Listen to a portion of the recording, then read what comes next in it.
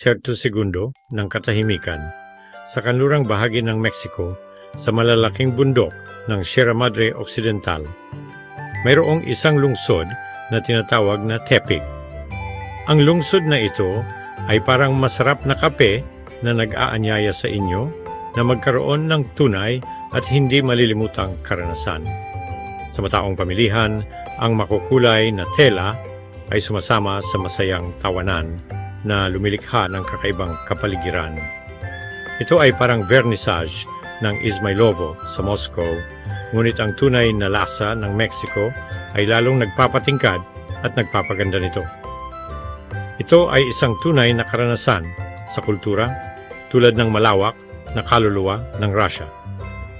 Maglakad-lakad sa mga plaza na naliligo sa araw kung saan ang magagandang arko at ang mga himig ng mga musikero sa kalye ay lumilikha ng mahiwagang kapaligiran.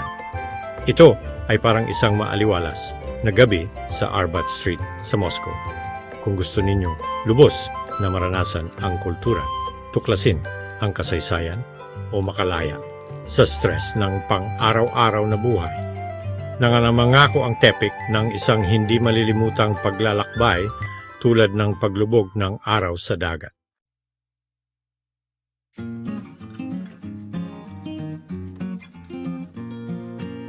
Yung kasayahan ng Tepic ng Japan ng pinaghalong lumang tradisyon at pamana ng mga Kastila. Ang mga katutubong tao tulad ng Cora at Huichol ay nag-iwan ng malalim na marka sa kultura ng lungsod na parang mga bihasang manggagawa na naghahabi ng mga disenyo sa isang tela. Ang magagandang lumang gusali ng Tepic na may mararangyang harapan at nakatagong patio ay nagbibigay ng kakaibang pakiramdam ng nakaraan na parang ang bahay ng isang lumang mangangalakal ay nagtatago ng mga lihim nito. Habang naglalakad ka sa mga kalye na gawa sa bato, makikita mo ang malalaking katedral at kaakit-akit na mga plaza.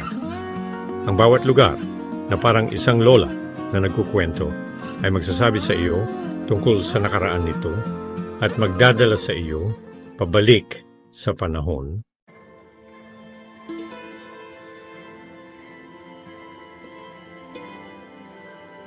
Oo, yung Tepic sa Mexico ay sumpuno buhay kamayawan. Ito ang sentro ng estado ng Nayarit na kilala sa magagandang tanawin ng kalikasan. Ang Tepic ay hindi lang isang syudad. Ito ay tunay na tahanan para sa puso ng mga tao. Mararamdaman mo ang init na ito kapag nakita mo ang mga kaibigan na nagkukwentuhan sa mga komportableng kafe o narinig mo ang kanilang tawanan habang tinatamasa ang masasarap na pagkaing Mexican. Hayaan ang iyong adventurous na kaluluwa na tuklasin ang mga nakatagong yaman ng kaakit-akit na syudad na ito.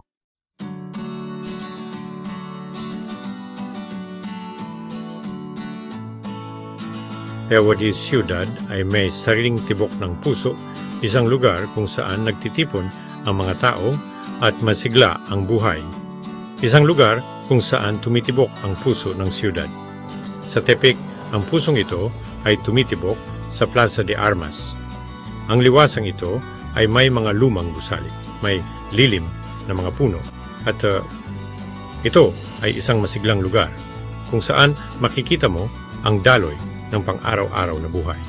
Ang maliliit na tindero ay nagbebenta ng lahat ng bagay mula sa sariwang katas ng prutas hanggang sa mainit na elotes, mais na may sili at kalamansi. Dito mo matutuklasan ang pinakadalisay na anyo ng Tepic, isang lugar kung saan tila bumabagal ang oras at ang pinakasimpleng kagalakan ng buhay ang pinakamahalaga.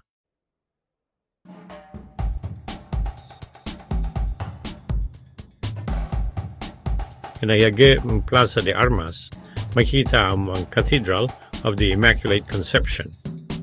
Ang dalawang tore ng katedral ay umaabot sa kalangitan. Nakikita mula sa malayo, parang isang tore ng pananampalataya, isang simbolo ng hindi matitinag na espiritu ng Tepic. Ang mga tore na ito ay nagpapaalala sa katedral ng Colon, ngunit siyempre sa mas maliit na sukat.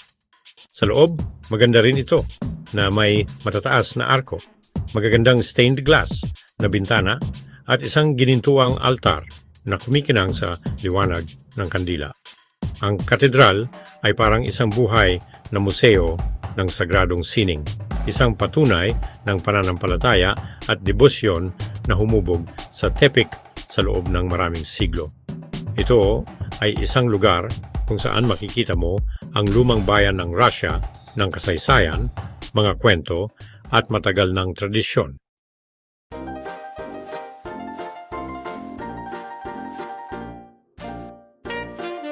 Malapit sa Plaza de Armas, makikita ang Avenida Mexico, ang pangunahing kalye ng Tepic. Ito ang puso ng lungsod. Ang kalye na ito ay buhay na buhay at isang magandang halo ng luma at bago. Ang mga kolonyal na gusali ay ginawa ng mga modernong tindahan at magagandang kafe. Bawat gusali ay may kwento tungkol sa Tepic na masarap pakinggan. Ang malalaking kolonyal na mansyon ay dating pag-aari ng mayayamang mga ngalakal. Ngayon, ang mga ito ay naging magagandang club kung saan nagtitipon ang mga tao. Umupo sa isa sa mga kafe sa kalye at mag-enjoy ng lokal na kape.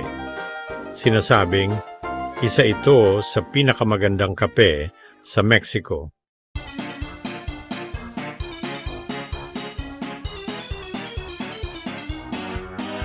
Gusto mong paranasay ng gunay na pwes sa Tepic, lumayo ka lang ng ilang blok mula sa Avenida Mexico. Dito mo matatagpuan ang Mercado Juan Escutia, ang pinakamalaki at pinakamataong palengke sa syudad. Punong-puno ito ng mga tindahan at maliliit na shop na parabang isang piyesta para sa lahat ng iyong pandama. Ang mga kulay, amoy at tunog dito ay talagang nakakatuwa. Huwag kang mag-atubiling makipag-usap sa mga friendly na tindera. Ang kanilang mga ngiti ay kasing init ng araw ng Mexico. Ang Mercado Juan Escutia ay hindi lang basta palengke. Ito ay isang lugar kung saan maaari kang magkaroon ng malalim na karanasan sa kultura.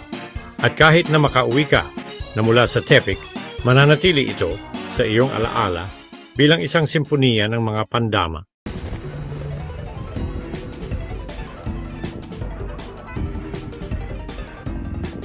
Ang Tepic ay misakong bilang siyudad na imblay magdiwas and magrosing ibet isas kaganon. Hence, ang mga tradisyon ay nagiging purong kagalan. Ang pinakayo inabangi kaganin ay ang Feria Nayarit, nag-isadap taon-taon sa Marso at tumatagal ng 2 linggo. Ang mga mananayaw na nakasuot ng pambansang kasuotan ay humahanga sa mga manonood gamit ang kanilang kaakit-akit na galaw at maindayog na sayaw. Ang mga himig ng mariachi ay pumupuno sa hangin at ang mga kalye ay napupuno ng tunog ng masasayang trumpeta at violin. Ang Feria Nayarit ay hindi lamang isang pagdiriwang. Ito ay isang pagdiriwang ng lungsod ng Tepic. Ito ay isang kultural na tapiserya na puno ng tradisyon, kagalakan at pagmamalaki na ipinapasa sa bawat henerasyon.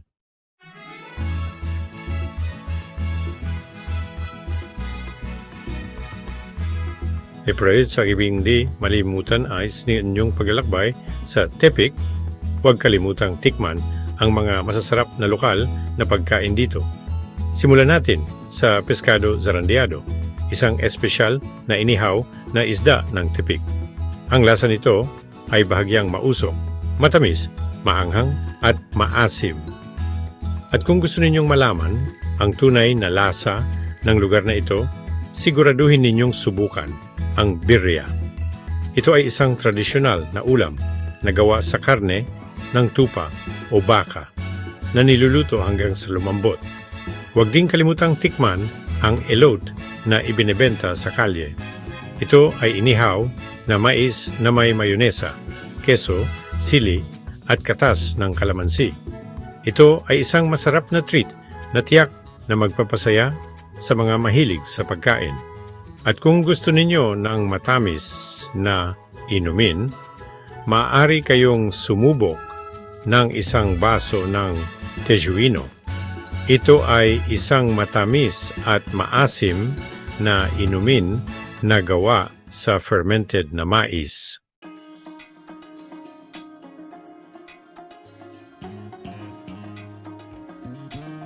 Yung tepik ay isang lungsod, yung set ng mga sinunang tradisyon ay patuloy na nabubuhay at umuunlad hanggang ngayon.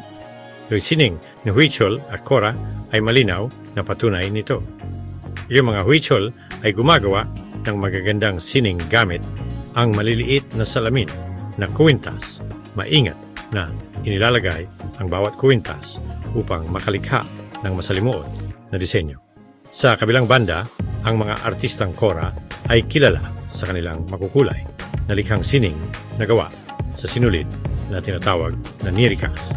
Sa tepik, makikita mo ang mga likhang sining ng Huichol at Cora sa iba't ibang gallery at tindahan. Ito ay isang natatanging pagkakataon upang mag-uwi ng bahagi ng mayamang kulturang ito bilang souvenir.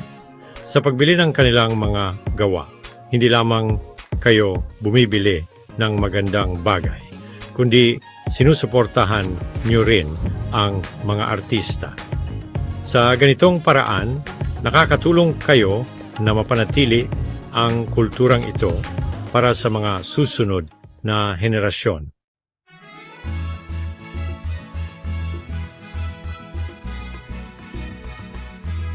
Namuseg at say ang malang bahaging sing o waraw na buhay ang matepik ito ang pagpapahayag ng kaluluwa at puso ng tepik mula sa masiglang melodiya ng mariachi hanggang sa mga tradisyonal na sayaw na ipinapasa sa bawat henerasyon.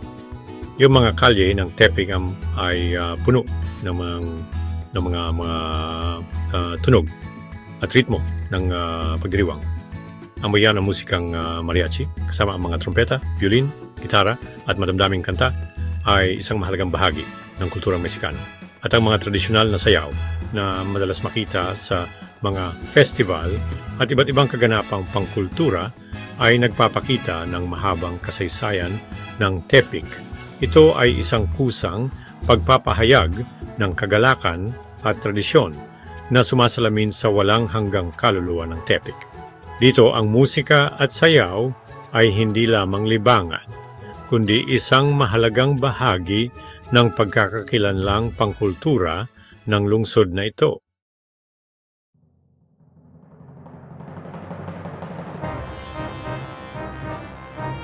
Yung kasaysayaw sa tipik ay isa mag-ris tela.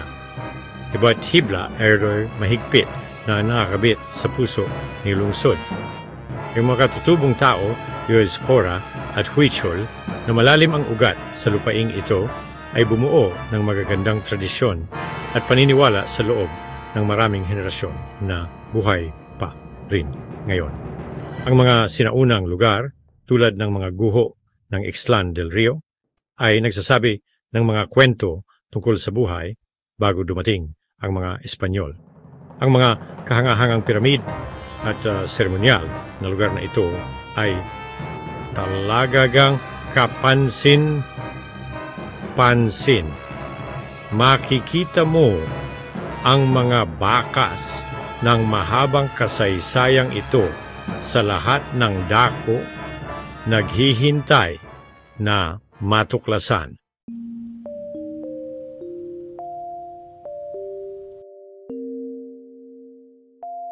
Kung gusto mong sesmakila ang TEPIC, yung Regional Museum of Anthropology and History, ang tamang lugar para magsimula. Ang museong ito ay nasa isang magandang na ibalik na gusali mula pa noong ika-18 siglo. Sa loob, maraming kapanapanabik na bagay na makakatulong sa atin na maunawaan ang kasaysayan ng TEPIC. Dito, makikita mo ang mga lumang palayo, magagandang eskultura sa bato, at mga armas at kagamitan na ginamit ng mga katutubo na nagbibigay ng malinaw na ideya sa kanilang pang-araw-araw na buhay. Ang Regional Museum of Anthropology and History ay hindi lamang isang lugar para sa mga lumang bagay, kundi isang lugar kung saan mararamdaman mo ang puso at kaluluwa ng lungsod ng Tepic.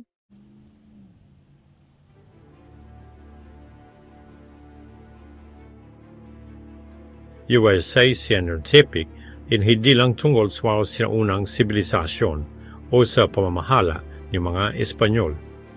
Ang lungsod na ito ay gumanap ng mahalagang bahagi sa paglaban para sa pagbabago at kalayaan. Sa simula ng ika-19 na siglo, nang umiihip ang hangin ng pagbabago sa Mexico, naging mahalaga ang Tepic sa paglaban sa mga Espanyol. Noong 1810, ang lungsod ay naging sentro para sa mga taong naghahangad ng pagbabago at ang mga lokal na mandirigma ay nagsimulang magbuhat ng armas laban sa pamamahala ng Espanyol. Isang mahalagang figura sa panahong ito ay si Jose Maria Mercado.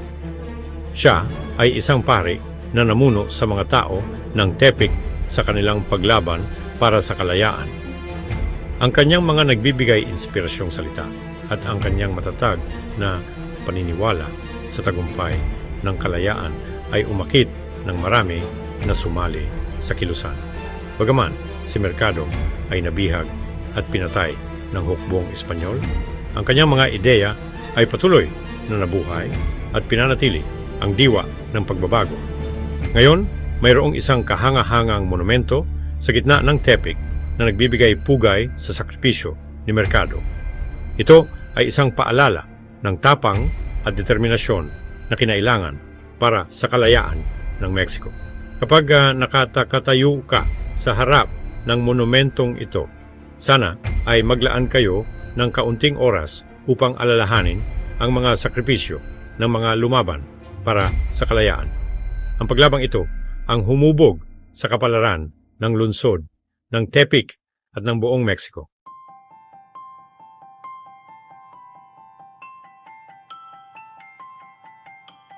Ayon sa Tepic, ifran ni Way patunay sa lislas ng kasaysayan ang mga kalsadang bato nito.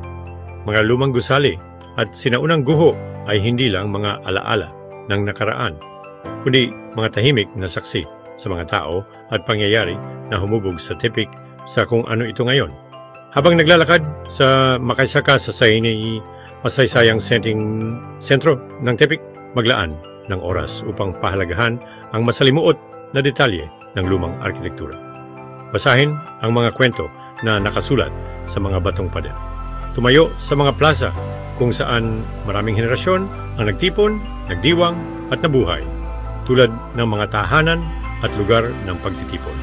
Pakinggan ang mga alingaw-ngaw ng tawanan, kanta at pag-uusap na pumuno sa hangin dito sa loob ng maraming siglo. Ang Tepic ay nakatuon sa pagpapanatili ng nakakaraan nito. Ito ay makikita sa maingat na pagpapanumbalik ng mga makasaysayang gusali, ang pagtatatag ng mga museo at sentrong pangkultura, at ang pagtatatag ng mga museo at sentrong pangkultura, at ang pagtataguyod ng mga lumang tradisyon. Ngunit ang Tepic ay hindi lang tungkol sa nakaraan. Ito ay isang lungsod na buong pusong yumayakap sa hinaharap. Pinagsasama ang mayamang pamanan nito sa isang moderno at pandaigdigang kapaligiran. Ang mga bagong restaurant, mga tindahan ng damit ng lokal na designer at mga contemporary art gallery ay bahagi ng patuloy na pag-unlad ng Tepic.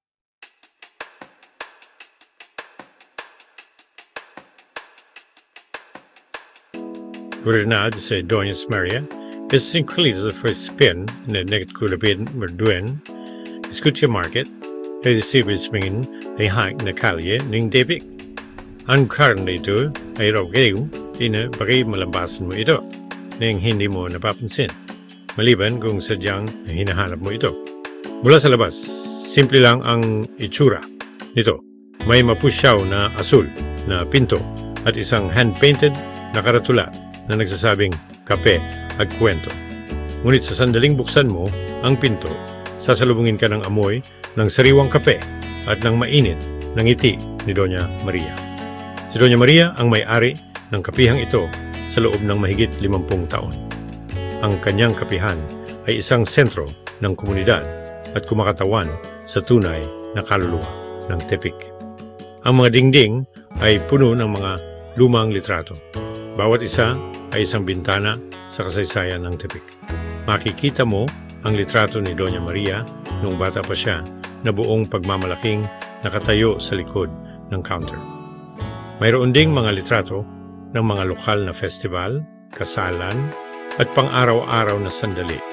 Habang iniinom mo ang iyong tradisyonal na kape mula sa isang clay pot, ibabahagi sa iyo ni Doña Maria ang kanyang mga kwento. Sasabihin niya sa iyo kung paano nagbago ang Tepic sa paglipas ng mga taon. Makinig ng mabuti dahil sa kanyang mga kwento ay makikita mo ang karunungan ng buhay at ang init ng pagiging tao.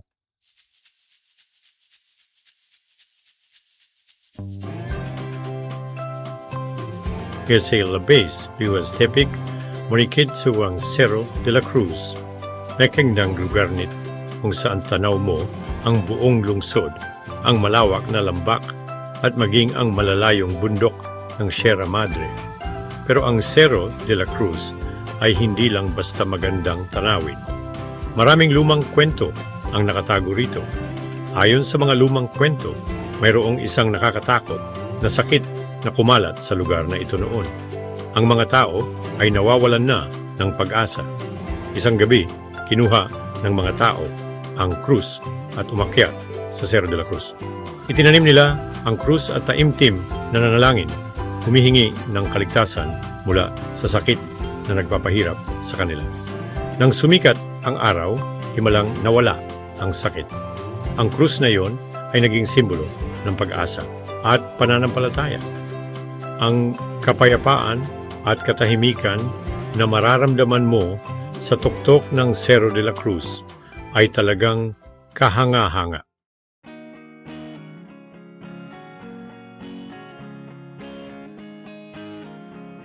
Isa sa pinakamagandang mutsi ng sa paglalakbay ay ang makilala ang mga tao mula sa iba't ibang kultura at marinig ang kanilang mga kwento at matuto pa tungkol sa mundo. Dito sa Tepic, madalas mangyari ang mga ganitong pagkikita. Nagsisimula ito sa isang ngiti, isang simpleng pagbati o simpleng pagnanais na magpalitan ng ilang salita. Napansin ko ito habang naglalakad ako sa Juan Escucha Market. Naakit ng makukulay na tela ng mga lokal na manggagawa. Nakilala ko ang isang babae na nagngangalang Isabela. May ngiti sa kanyang mukha at nagniningning na mga mata. Ipinaliwanag niya sa akin ang iba't ibang paraan ng paghabi, ang kahalagahan ng mga pattern at ang kwento sa likod ng bawat piraso.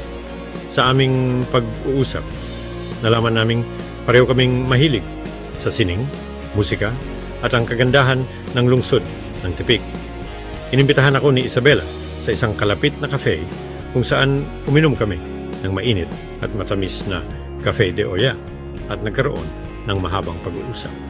Tinalakay namin ang aming mga pamilya, ang aming mga pangarap at ang aming pananaw sa buhay. Ito ay isang pag-uusap na lumampas sa mga hadlang sa wika, pagkakaiba sa kultura, at ang karaniwang interaksyon sa pagitan ng isang turista at isang lokal. Ito ay isang tunay na koneksyon, isang sandali na nagpapaalala na sa huli, lahat tayo ay tao at konektado.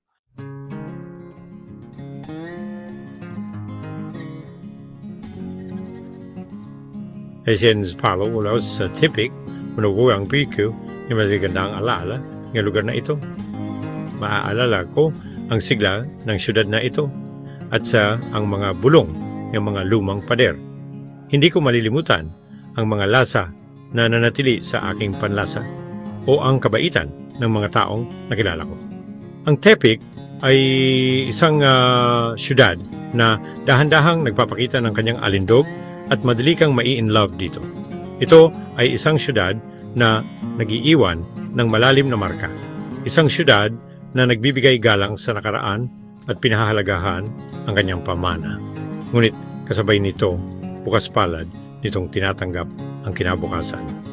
Ang kwento ng Tepic ay nagpapatuloy, isang halo ng mga tradisyon, katatagan at ang hindi matitinag na espiritu ng kanyang mga tao. Kung bibisitahin mo ang kaakit-akit na syudad na ito, hayaang gabayan ka ng ritmo nito. Tamasahin ang mga hindi inaasahang pagkikita at pahalagahan ang mga sandali na nagpapamangha sa Tepic.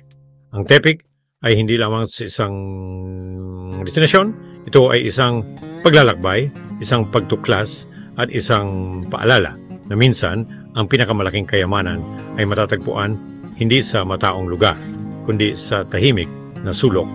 Halika at tuklasin ang alindog ng Tepic at ang espiritu nito ay mananatili sa iyo kahit na umalis ka na.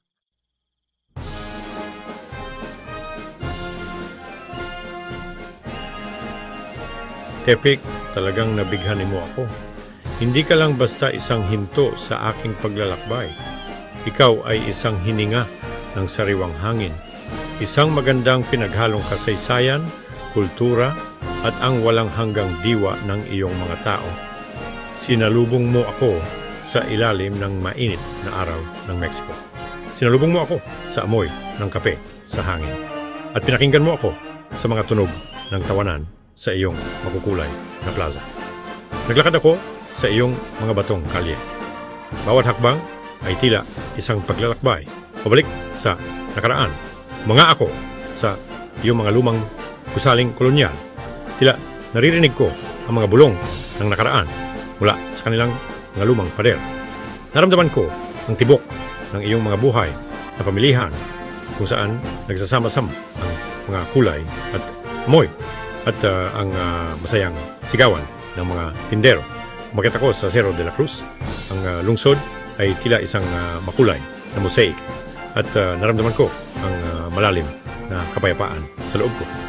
Sa gitna ng lahat ng ito, natuklasan ko ang tunay na diwa ng Tepic, ang init at kabaitan, at ang katatagan ng diwa ng iyong mga tao. Mula kay Doña Maria na nagbahagi ng mga kwento sa akin habang umiinom kami ng kape, hanggang kay Isabel na nagpapatakbo ng palengke ng buong puso. Bawat tao na nakilala ko ay nagpabago sa aking paglalakbay mula sa isang simpleng biyahe patungo sa isang di malilimutang karanasan.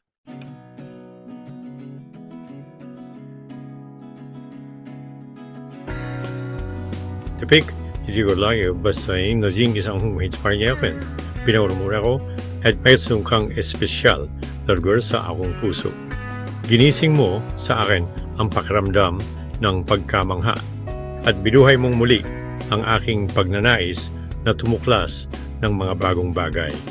At tinuruan mo akong pahalagahan ang simpleng kagandahan ng pang-araw-araw na buhay. Ipinaalala mo sa akin na huminto at tamasahin ang maliliit na sandali. Pakinggan ang bulong ng hangin at lumihis sa pamilyar na landas upang tumuklas ng mga hindi pangkaraniwang lugar.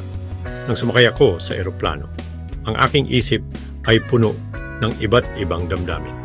Ang pamilyar na pakiramdam ng pag-iwan sa isang lugar na mahal mo ng buong puso. Ngunit sa parehong oras, nagpapasalamat ako sa mga alaala at aral na dala ko. At alam kong mananatili ang bahagi ng aking kaluluwa sa Tepic magpakailanman. Kaya kung naghahanap ka ng bagong pakikipagsapalaran, isang paglalakbay na magpapalusog sa iyong kaluluwa at magpapagising sa iyong pandama. Kung gayon, mayroon akong isang payo, pumunta sa Tepic. Isawsaw ang iyong sarili sa kultura. Tuklasin ang mga nakatagong sulok at hayaang bihagin ka ng alindog nito. At kapag nandoon ka, batiin mo sila para sa akin. Sabihin mo sa kanila na hindi ko nakalimutan ang kabutihang loob na ipinakita nila sa akin. Isang araw, babalik ako upang ipagpatuloy ang ating kwento.